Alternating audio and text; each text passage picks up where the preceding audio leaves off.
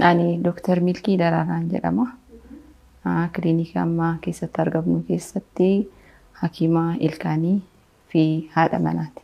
Ayyeegaa Dr. Akkuma atu kaasuuf yaadde haadha Milkii Dentaal Kiliinikiiti. Mee xiqqoo ishee waa'ee kee daawwattootatti haa kaasnu tarii yeroo dura seenuuf kaasnu daraaraa kafanii wayiif jennee daraaraan kafanii eenyu isas xiqqoo ishee wajjin kaasinuuf haasa'iiti ijoollummaa kee fa'aa immoo milkiin eessatti akka dhalattee haala guddina kee fa'aa nu haasofsiisi.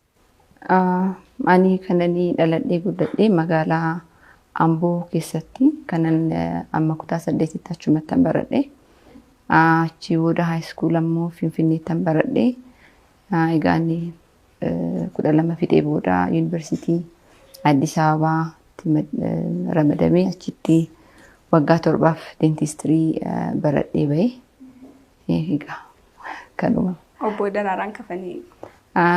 Ani intala quxisuu obbo Daraaraa kafaniiti. Abbaan kiyya akkuma beekamu goota lubbuusaa uummata isaaf jedhee gumaache. So waa'ee isaa baay'ee dubbachuu hin qabu. Inni baay'ee beekamaadhas. Karaa keenyas so gootummaa isaarraa waan baay'een baradha. Cichoomina isaas baay'een dinqisiifadha. Inni wareegame daa'ima waggaa 2ti. Qaamaan isa hin beeku garuu eegumaan guddachaa deemedha kananii waa'ee isaa dhaga'ee hubadhee jaalala inni uummata isaatiif kennee isa immoo argachaa guddadhe. Amboo kanaan Daraaraan kafaniin ka'a akkasumallee gootummaa isaan uummata Oromoo biratti qaban immoo seenaa ta'ee nafne kinoosii mucaan isaaniillee seenaa guddaa karaa fayyaadha kan isheen hojjechaa jirtu. Dr. Meedubatti sinaa deebisnuti daa'imummaan kee maal fakkaata ture yeroo barnoota fayyaa filattu immoo fedhii keetiin immoo akkamittiin gara barnootaatti kan seente? Guddinni kiyya akkuma namuma kaaniitti guddadhe Amboo keessatti guddadhe amma kutaa 8tti achumaan baradhe akkuma sila sin jedhe achi booda garuu barnootni fayyaa gireedii gaarii barbaada. So barattuu cimtuun ture top 3 keessan ture yeroon high schoolii baradhu even university galeessan illee top 3 keessan ture nama lammaffaa ta'een eebbifame achumatti immoo manni yuunivarsiitii carraa hojii naa kenne leekcharaarra ta'ee Addis Ababa yuunivarsiitiitti waggaa 1 hojjedheera. Hayyee ogummaa fayyaa immoo kan fayyaa ilkaanii fi fayyaa ilkaaniif afaanii filachuuf maaltu si kakaase?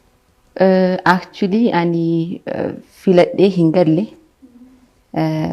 carraan uummatuu naga'e amma yeroo nani barattu tureetti kutaa 7 yeroon baradhu naannoon keenya yeroo baay'ee rezistaansiin jira. So jeequmsi mana barumsaa keessatti ka'ee achi keessatti miidhameen tureenna kutaa 7 yeroon baradhu. So ilkaan kiyya 2 dhabeen ture. So uummanni Amboo amma yeroo baay'ee ani nan dentistii ta'ee na argee sababa sanaanan kanan dentistii ta'etti fakkaata. Garuu akkas miti ani filadhee hin galle. Garuu amma irratti baay'ee jaaladha dentistii ta'uu kootti. So nama baay'ee jajjabeessaa jira duuba koo kan jiran akka dentistii ta'ani. Malee filannoo kootiin hin galle. Garuu amma hojiin ani baay'ee jaaladhee hojjedhudha hojiin kun. Yeroo barnoota kee barattu yookiis immoo jireenya kee keessatti yeroon qormaanni si mudatee jiru maali? Qormaanni akkuma nama kaanitti na mudata. Garuu qormaata sanaa gara strengziittan jijjiira yeroo baay'ee. Qormaanni tokko naa dhufu si jabeessuuf dhufa malee ati duubatti jechuun qabdu. So ani kana gochaan ture. Ani qormaata kana 1-2 jedhee kanan sitti mubadaa hin qabu. Garuu akkuma nama kaanii qormaanni baay'ee na mudata. Namni jaljedhee as hin qaqqabu. Garuu qormaata sanaa akkuma of jabeessuufan itti fayyadama. Mudannoo ilkaan kee sirraa cabee sana kaasuu dandeenya? Kaasuun hin danda'ama. Yeroo sanatti ani barattuu kutaa 7 ture. Oomaa keessayyuu hin turre. Mana barumsaa keessatti waan argameef qofa taargeetii ta'ee rukutamee ilkaan koo 2 irraa cabee lafeen fuulaas cabee ture. Troomaa baay'ee keessan darbe dhugaa dubbachuudhaaf. Waan hin beeknettis waggaa 1 barumsa na adabanii So egan deebi'ee booda garuu achi boodan barattuu cimtuu ta'e. Siigalee achi boodan barumsa kootti baay'ee jabaadhe. Hayyee wanti yeroo sana sirratti mudate ati kallattii jireenya kee gubbaarratti akka sirriitti xiyyeeffannoo gootee hojjechuutti si gargaareera jechuudha. Muuxannoo hojiidhaan akkuma sila si kaase innaan eebbifamu top 3 keessan ture ani lammaffaan turenna. So nama sadiidhaaf carraan hojiin kennamaa ture. So isa naa kennanii Addis Ababa University keessatti lecturerii ta'ee waggaa tokko hojjedhe akkuma eebbifamee jechaadha. Deeni achi booda maatittis dhiyaachuu barbaadetanii gara Amboo Universitytti transfer godhe. Achitti Amboo University fi Referral Hospitaala keessa waggaa 6 caala tajaajileera. Isaan bukkeetti immoo hojii private dental clinic banee isa sirriitti practice gochaan ture kliinika dhuunfaa hojjechaan ture achumattis. Dr. Milkiin egaa amma kliinika Dr. Milkii Dental Clinic jedhu hundeeffatteetu qabda yeroo naasofsistu immoo kuni akadamii lammaffaati Amboodhaa dameen tokkoffaan jira jettee maaltu kakaasee kliinika dhuunfaa mataa kee banachuudhaa fi adeemsa kana keessatti immoo eenyutu si bukkee dhaabbate? Kliinika dhuunfaa banuun egaa tokkoffaa dirqama ogummaa kootiiti. Ani dentistiriin naan baradhu uummata tajaajiluun qaba. So uummata immoo mana mootummaa qofaa teessee tajaajiluun immoo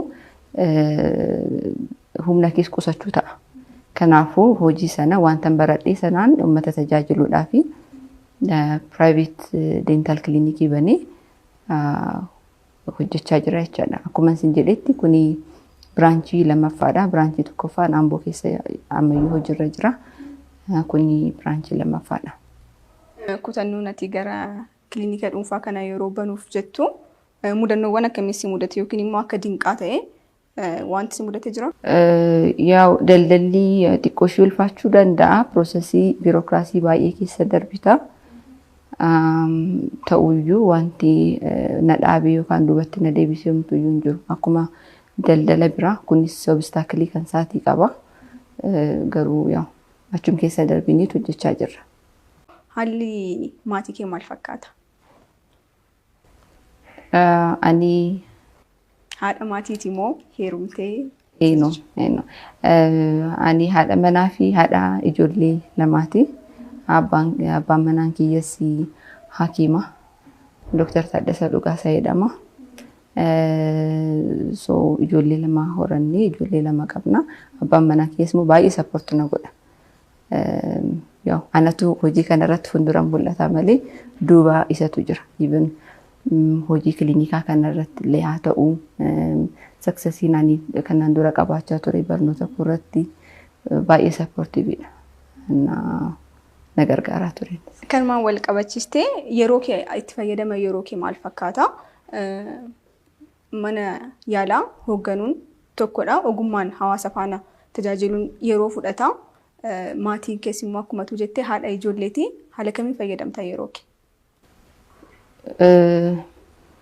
Kanannaa kaastu egaa responsibilitiin dubarannaa taatus responsibilitii addaa qabda. So alattis na baate immoo warra kaanii faana immoo akkasumatti dorgomta. Yaa wal madaalchisaa dhuma deemna. Yeroo baay'ee hojii irratti dabarsa. Yeroo immoo yeroo firii argadhe immoo ijoollee kootiif maatii kootiif an kenna. Akkasi. Dubartiin tokko yookiin immoo dargaggoon tokko ogummaa fayyaa irrattis warri hirmaachuu barbaadanii akkasumallee gahee hojii kan biraa irratti hirmaachuu barbaadan akka itti yeroo gabaabaatti milkaa'inarra gahuudhaaf karaa akkamiirradha kan isaan deemuu qaban? Hard working baay'ee barbaachisa. Hard workerii ta'uun waa filannoo hin qabne. Ammadhaa kan fiiguu dandeenya. So namni barataa taanaan barumsa isaa seeraan hojjechuu qaba. Nama qabxii gaarii fiduu danda'u ta'uu qaba. Waan qabatetti namni tokko cimuu qaba. Inni dirqamadha.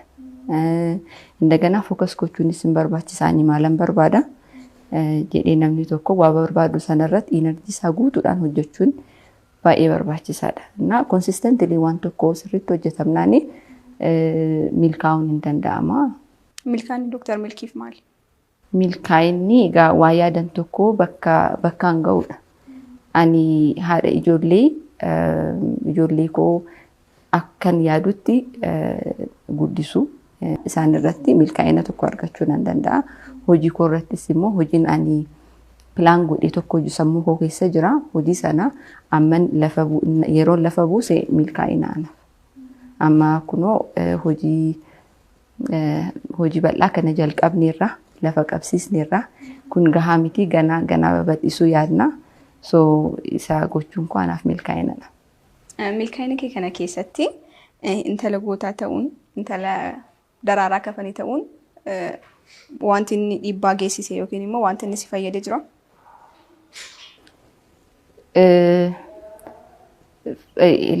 Maayini abbaan kiyyaa fakkeenyummaadhaaf anaa qofaa miti namni hundumtu irraa barachuu danda'a. Amma saakrifaayisa lubbuusaa kan godheetiin alatti nama biizinasa cimaadha inni. Waanuma xixiqqoorraa ka'e jechuun maatiinsaa sooreyyii hin turre hojii xixiqqoo hojjete qabeenya amma kanaa horate. Amboo keessatti qabeenya guddaa qaba. Ammumayyuu utuu takka ittiin dabalamiin qabeenyi guddaa jira. Yeroo sana waggaa 30 dura kan inni hundeessee jechaadha. Kuni kan agarsiisu baay'ee hard workerii ture. So fakkeenyummaan isaa haala kanaan. Barnootni fayyaa egaa qabxii barbaada. So qabxii barbaada, gatta'anii dubbisuu barbaada. Yeroo gabaabduudhaaf dubbistee kan irraa kaatu miti. So amala akkasiis amala gatta'anii dubbisu yeroo dheeraa taa'uu danda'u. Waan akkasii kana barbaada. Lammaffaa garuu fedhii barbaada. Namni doktara waan ta'eef ani doktara ta'uun qaba otoo hin taane hojii sana hojjechuu nan danda'a. Hojii guyyaas halkanis hojjetamu waan ta'eef sana nan danda'a isa jedhu of gaafachuu qaba. Lammaffaa immoo faayinaansiis faana badaa waa wal qabatu hin qabu. Namni amma ogeessi fayyaa baay'ee kompileen gochaa jira faayinaansii irratti jechaadha. So namni hunduu kana beekee xiyyeeffannoo isaa faayinaansii otoo hin taane fayyaa namaa deebisu isarratti fookas godhee taanaan milkaa'uun hin danda'amu. Dooktar Milkii dubartummaa ishee rakkoon ishee mudatee jira. Warreen dubartoonni yeroo kan biraa immoo dubartummaa isaaniin dhibbaawwan garaagaraatu isaanirra qaqqaba. Warreen kanaaf dhaamsa akkamiidha kan qabdu Dooktar Milkiin? Uumamni tokko si faanannaa dhufu advaanteejiinis jira, disadvaanteejiinis jira faana. So yeroo hundumaa ani mandara attack jettee yaadonis hin barbaachisu. So of eeggachuun hin barbaachisaa. Daganaa immoo gufuunis yeroo nama mudatee duubatti deebi'uunis hin barbaachisu. Ammuma danda'ame namni tokko dubartii nama dhiiraan ani gadii responsibility baay'ee qaba dorgomuu hin danda'u. Yoon deemee hoggansi kana waan hin taane na gaafachuu danda'a. Waan akkasii kana bukeetti dhiisanii affirmative action illee akka jiru otoo hin yaadini ofii isaaniitii sirriitti hojjetanii warra dhiiraa faana kompiit otoo godhan. Ani kanaan darbe waan ta'eef yoo akkas godhanii wayya. Ani kun nama gammachiisu dhiisuu danda'a. Carraa addaa dubartiin tokko badaa fayyadamuu qabdi jedhee nama yaaduu miti. Nuti hojjechuu dandeenya, kompiit gochuu dandeenya. Ani karaan irra darbe irratti dubartummaa kootiin carraan addatti naa kenname hin jiru. Yeroon baradhus, yeroon hojjedhus warruma kaanii faana kompiit gochaan ture. So inni hin danda'ama ofirratti waan an argee fi so iddoo shamarran barbaadutti shamarran nan qaxara, bakka dhiira barbaadutti dhiira nan qaxara malee addatti kuni nama laaffisaa jedhee yaada waan ta'eef addatti wantiin kanaan dura godhin jiru. Namoota hammamiif carraa hojii himteetta? Amma irratti egaa kiliinikni akkuma isin jedhetti Amboos biraanchii qabna asiis akkasii. So ammaa fi nama 20 of jala qabna. Ammayyuu dabalachaa jirra. Manni akka argitu guddaadha. Kiliinikni isaa baay'ee bal'aadha waan ta'eef istaafii dabalachaa jirra ammayyuu. Gaaffii keenya gara xumuraattidha nuti kan deemaa jirru. Dr. Milkiin amma maalirra kan isheen jirtu? Ammarratti egaa hojii mootummaa hundaa gadhiisanii private sector irra jira. Kilinika dhuunfaa ilkaanii sadarkaa speeshaalitiidhaan as Finfinneetti bannee jirra. Kilinikni kun immoo baay'ee guddaadhaas maashina kan addunyaan irra ga'e hundaa guuttannee istaafii baay'ee enerjiitik ta'ee dhaanii mana guunnee eegaa jirra. Akkasi. Dr. Milkiin yeroo free time ishee irratti maal hojjechuun dabarsiti? Dhugaa dubbachuudhaaf free time badaan qabu. Free time nani qabuun ijoollee kofaana, ijoollee nan qo'achiisaa, ijoollee responsibility haadhummaa kun ba'a. Malee ammaa fi free time badaan qabu. Osoo yeroo duubatti deebisuu hin danda'ame yoo wanta itti gaabbitu yookiin immoo osoon akkas gochuu baadhee yookiin immoo akkas toon godhee jiraadhee wanta jettu jira jireenya kee keessatti? Jireenya koo keessatti ani gaabbuun barbaadu. Kanaaf har'umayyuu guyyuma ani keessa darbu akka hin gaabbine godheen dabarsa. Wanti gaabbuutu akka illee hin jiru. Hayyee namoota baay'eef carraa hojii uumaa umurii dargaggummaa keessatti hojii baay'ee nama hojjechaa jirtudha. Mee jireenya kee keessatti wanti ati osoon kana godhee yookiin immoo sadarkaa kanarra osoo hin ga'iin duubatti deebi'uun barbaadu wanta jettu jira? Clinical dentistry irratti jechuun hojii klinikaa kana caala baay'ee guddisuun barbaada. Dabalataanis akaadaamikaanis barnoota irratti yaalii ilkaanii karaa yaalii ilkaanii barnoota irrattis hojjechuu nan barbaada. Barnootni isaa haalli ammatti kennamaa jiru gahaadha jedhee namni waan ta'eef isarrattis hojjechuu nan barbaada gara fuulduraatti. Sadarkaa dargaggummaa amma jedhamutti dubartii dargaggeettiidha akkuma ilaallu dhaabbattoota garaagaraa illee kanatti hoogganaa jirtu as keessatti ofitti amanamummaan kee itti gaafatamummaa kee sadarkaa kanatti bahachuudhaaf wanti si kakaase yookiin immoo ofitti amanamummaaf itti gaafatamummaa ati qabdu kana eessaatii fiddee dubartoonni biraa immoo kanneen nu ilaalaa jiran daawwattoonni keenya ofitti amanamummaa akkasii itti gaafatamummaa isaanii akka seeraan bahaniif karaa akkamiirradha kan isaan imaluu qaban? Ofitti amanamummaa koo maybe haala guddina koo ta'uu danda'a. Haadha cimtuu tuna guddise ani almost abbaa malee guddadhe garuu haadha baay'ee cimtuun qaba. Ishii ilaalaan guddadhe isheen baay'ee nama hojiiti, nama ofitti amanu, nama baay'ee kabajamtuu turte. Innaa abbaan manaa ishii yookaan abbaan kiyyannaa boqotu almost dargaggeettii turte. Umurii koo isa nama irra jiru kanarratti jalaa boqotee abbaan manaa. So faamilii sana ijoollee gara 8 qobaa guddiste. So ishii argaan guddadhee waan ta'eef maybe jabinni koo isarraa ta'uu danda'a. Hojiin ati hojjettu hojii fayyaa faana hojii lubbuu faana wal qabatudha. Kun immoo itti gaafatamummaa guddaa wanta barbaadudha. Yeroo murteessitee itti seentuyyuu wanta itti yaaduu yeroo barbaadu natti fakkaata. Adeemsa isaanii. Itti gaafatamummaa akshiniin warri xixiqqooyyuu itti gaafatamummaa barbaadu. So ogeettii fayyaannaa taatu immoo responsibilitiin asitti kennamu jira. Isa ba'achuun dirqama keeti. Isa jaluma jalaan sitti himaa. Innuma barattuyyuu si galaa deemta. So itti gaafatamummaa fudhachuun achirraa dhufee natti fakkaata. Lammaffaa hojii akkasii hojii gurguddaa kanas immoo bananii itti gaafatamummaa fudhachuun actually responsibility mana jiru faana responsibility haadhummaa responsibility haadha manaa ta'uu jira miti dubartummaa faana kan dhufu isa faana xiqqoo isheen cimaa ta'a. Garuu yaa'u nan danda'a jettee itti gallaan wanti sitti cimu umtuu hin jiru. Wanti salphaa hin jiru wanti algaa balgaa jedhan sana inni lafarra hin jiru waan ta'eef wanti hundumtuu obstaakilii qaba. Isa ani sirriitti dubbachuu nan danda'a. Amma nan qaqqabee irrattu waa baay'eetu si mudataa karaa kee irratti garuu obstaakilii sana akkamittan darbaa jedhanii mala barbaaduudha malee duubatti deebi'uun injifatamudha. So haala kana. Kanaafuu gara fuulduraatti deemuu Gara fuulduraatti deemuun waan optionii qabu miti, waan filannoo qabu miti. Dirqama.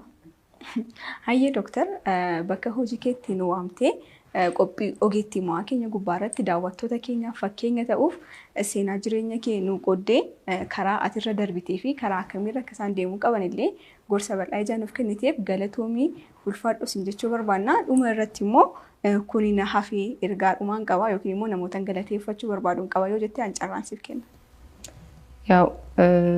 Isinis galatooma dhuftanii na daawwachuu keessaniif guddaa galatoomaan isiniin jedha. Itti aansuudhaan maatii koo baay'een galateeffachuu barbaada. Abbaa manaa koo Dooktar Taaddasa Dhugaasaa he was supportive ture. So isas galateeffachuu nan barbaada. Itti aansee namoota support na gochaa jiran egaa karaa TikTokiidhaanis beeksisarra jirra. Namoota support na gochaa jirtan namoonni na jajjabeessaa jirtan guddaa galatoomaan jechuu barbaada. So supportiin keessan kun itti haa fufu jedheen sin gaafachuu barbaada. Hayyee galatooma.